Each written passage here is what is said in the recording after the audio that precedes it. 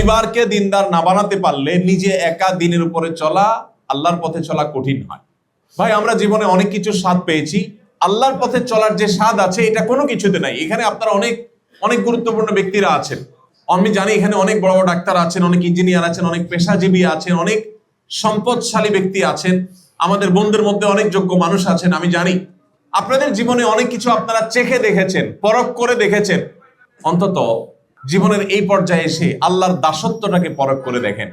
পৃথিবীর বাদশাহীতে সেই তৃপ্তি নাই, আল্লাহর দাসত্বে যে তৃপ্তি আছে। এই জন্য ভাই আপনি নিজে একা যদি চলতে চান সেই তৃপ্তি আপনি পাবেন না, পাওয়াটা আপনার জন্য কঠিন হবে। এই জন্য ফ্যামিলিকে দিনদার বানানোর জন্য প্ল্যান করতে হবে।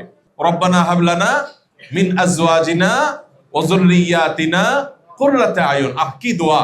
আল্লাহ, আমার জীবন সঙ্গী, আমার সন্তান সন্ততি, তারা যেন এমন হয়, তাদেরকে এমন করে দিন যেন আমার নয়ন জুড়িয়ে যায়।